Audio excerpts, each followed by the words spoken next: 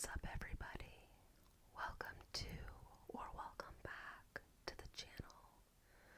Tonight, we will be delving into 3 true crime cases of victims that were found buried in basements.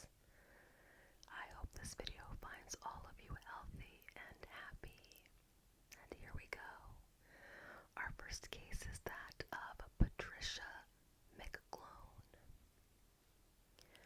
On February 10th of 2003, construction workers demolishing a building in Midtown Manhattan uncovered a horrifying secret buried in its basement. A human skeleton encased in concrete. For 2 decades,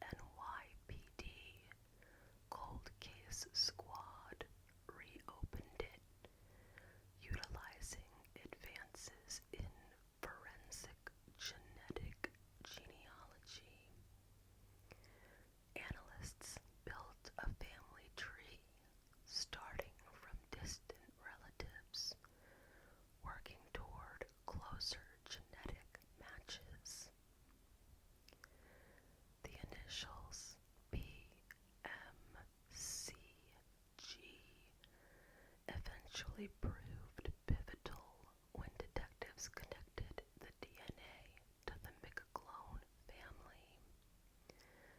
However, challenges persisted.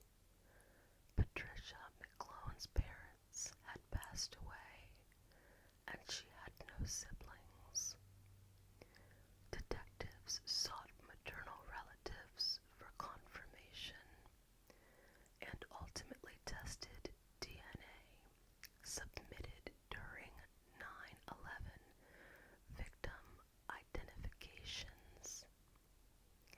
This DNA matched Patricia's maternal line, conclusively identifying her in April of 2024. Patricia Mclone was born in Sunset Park, Brooklyn, and attended Catholic school. Records suggest she was often absent from class and labeled as a truant.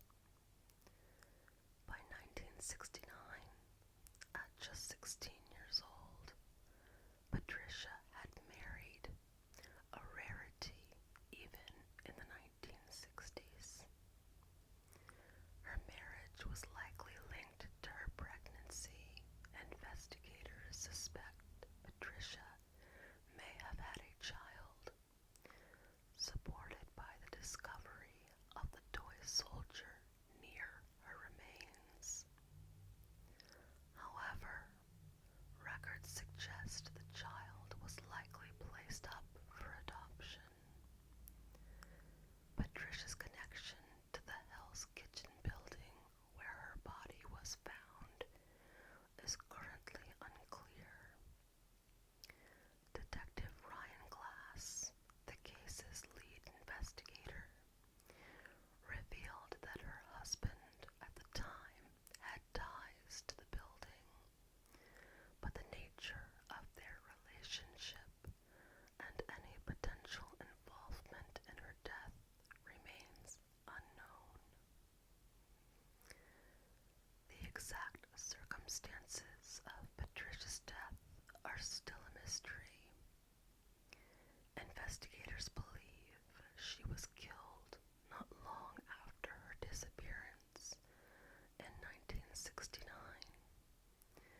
despite earlier assumptions linking her death to the 1980s due to the clothing label found with her remains. Several theories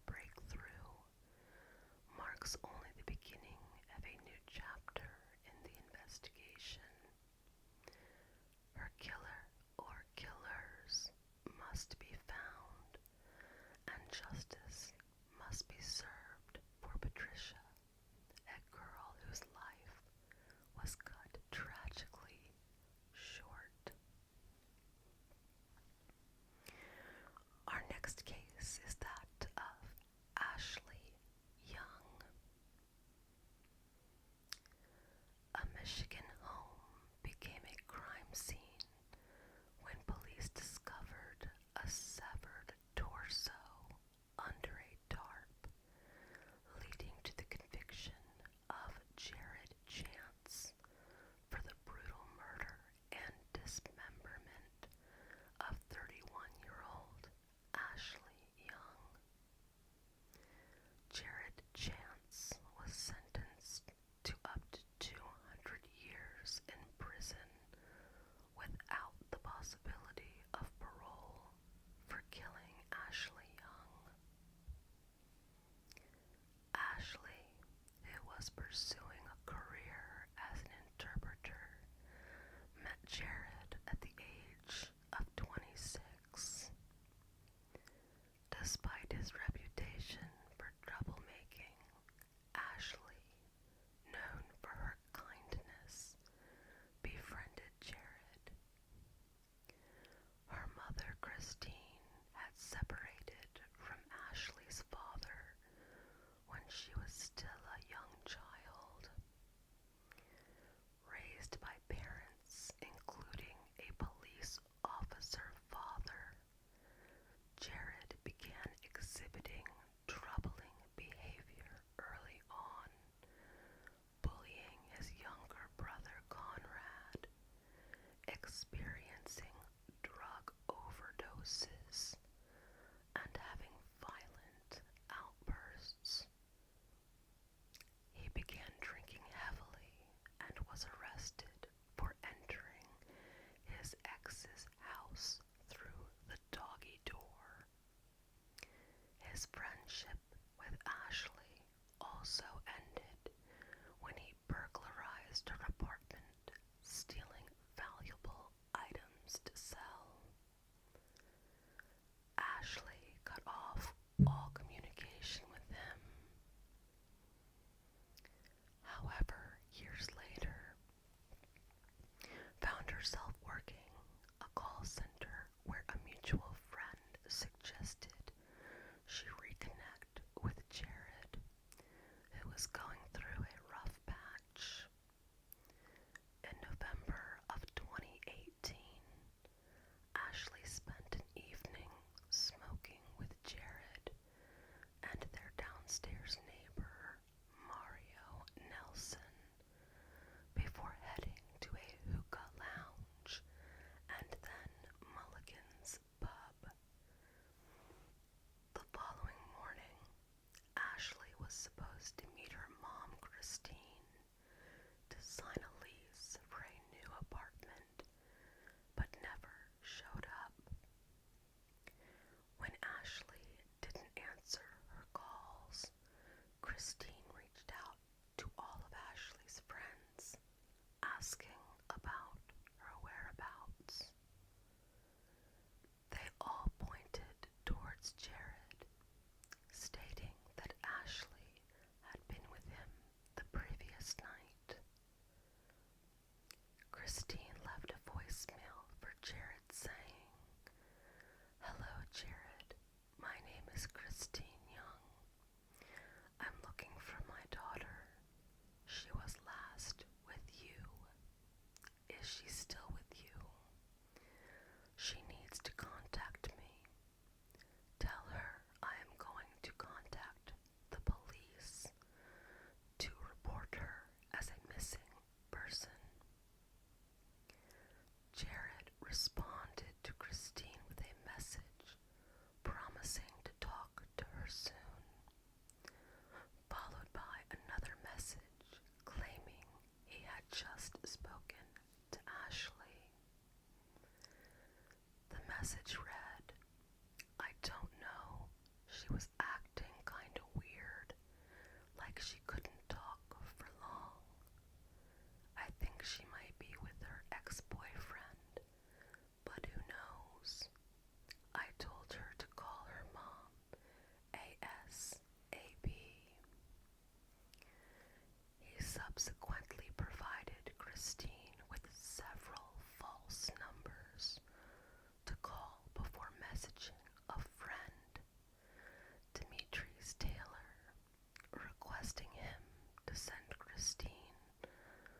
message claiming Ashley had used his phone.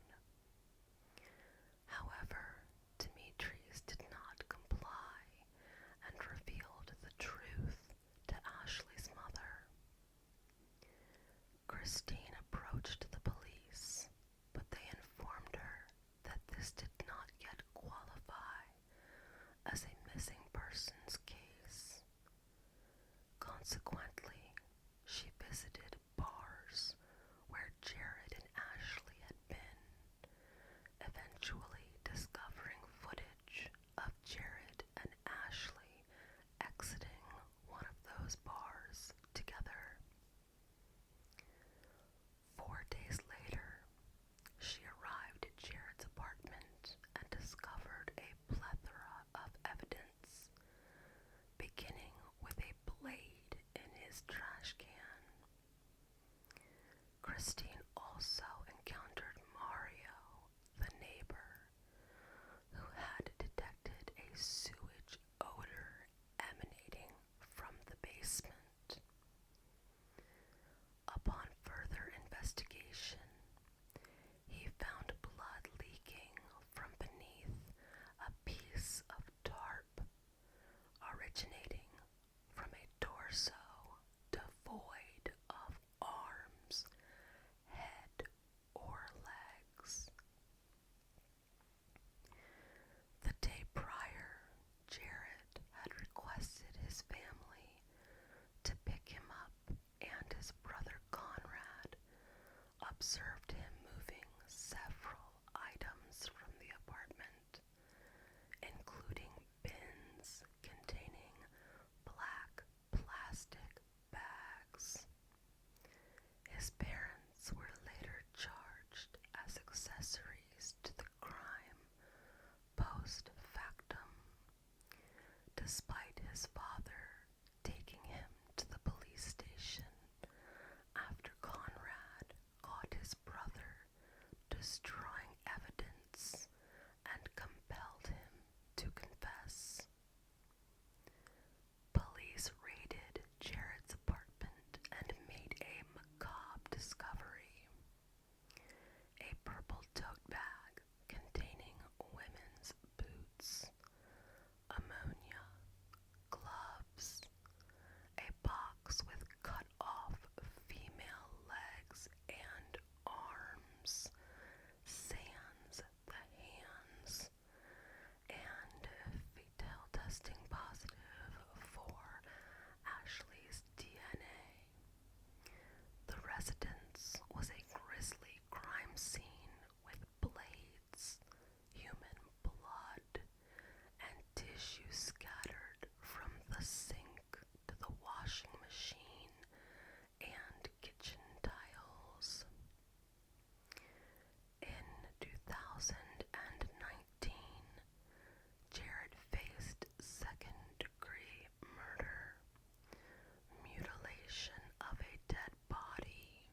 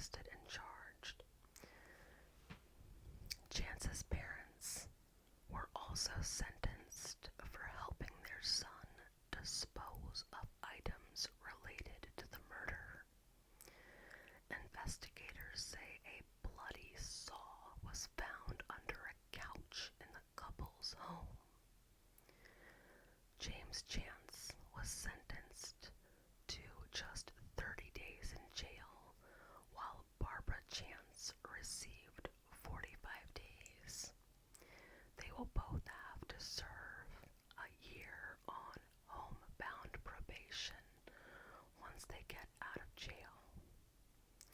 Fox 17 spoke to Ashley Young's family to get their reaction to the lenient sentences. And I'm so sorry, I totally misspoke. It was Jared Chance. His parents are James and Barbara. Sorry, folks. I made it 25 minutes without fucking something up. You knew it was coming. Anyway, Fox 17 spoke to Ashley Young's family to get their reaction to the lenient sentences. My daughter isn't home. I'm still waiting. We're still looking for the rest of her because of the things that you chose to do, said Ashley's mom, Christine Young. Dana Nelson, Ashley's stepmom, told Fox 17, if you help or know what happened, in a crime, and you don't do anything about it, you are just as guilty as Jared, just as guilty as the person who committed it. Police said during Jared's trial that his parents drove around with him, disposing of pieces of Ashley's body. To this day, they still don't know where her neck is, or her head, or her hands, or her feet.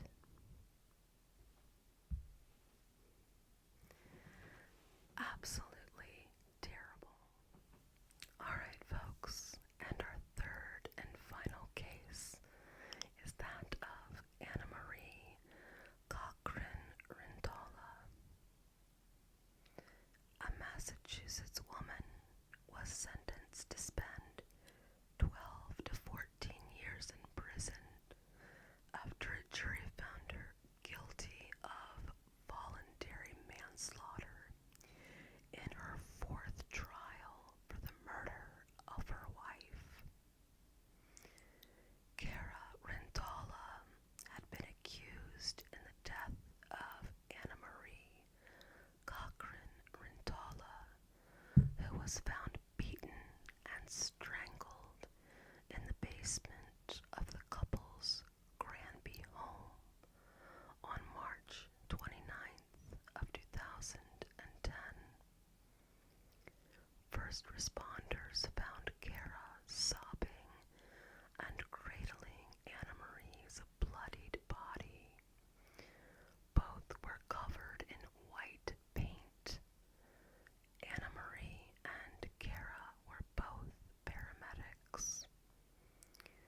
In their opening statements, prosecutors said Cara killed Anamarie after years of a relationship fraught with explosive arguments, including physical battles, arguments over custody, restraining orders, and 911 calls. Cara's defense argued the police department jumped to conclusions after responding to a domestic 911 call at the couple's home and suggested there could be other suspicious people responsible for the killing.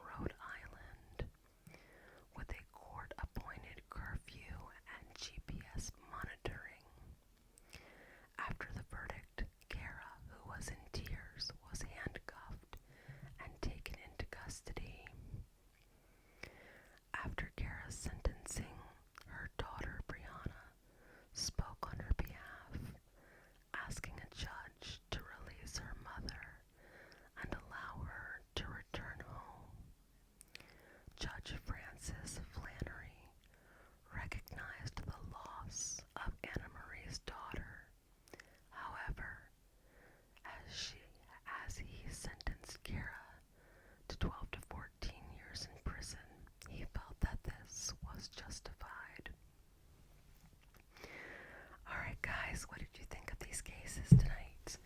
Basements are normally creepy as shit anyway, but I guess they are a fairly good place to discard human remains. I know it's been a long time since I've been on here. It's been a rough couple of months with some family health issues that came up, and unexpectedly having to go out of town. So I appreciate everybody that has hung with the channel, and stayed true to me and what our channel stands for. And I am going to do my absolute best to go ahead and get content out more regularly to you guys. I'm sorry tonight's video is not a little bit longer. I'm still trying to catch up from a really busy day at work. That's been crazy too. If any of you have pets or in vet medicine, comment down below. I'm telling you, it is the most rewarding and sometimes the hardest job to be a part of. So this is the escape, right?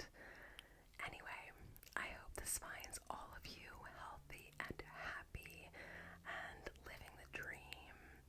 And I will see all of you on the next one. Highest compliment you can pay to the channel is a thumbs up, subscribe, comment down below. I love to, interact with you guys and hear your thoughts about the cases, and let me know if there's anything you guys want me to cover. I know true crime is our thing, but if there's anything else that you guys think of that you'd like to hear about, just in, whispering fashion, I'm happy to kind of, branch out from what we normally do. I never did finish reading the Amityville Horror to you guys, but you guys, anybody that knows anything about that case knows how that book fucking ends. Did that really happen? Probably not. But, who the hell knows? Also, did anybody watch the Oscars last night? Are any of you film buffs? I did see Honora, and I did see quite a few of the other films.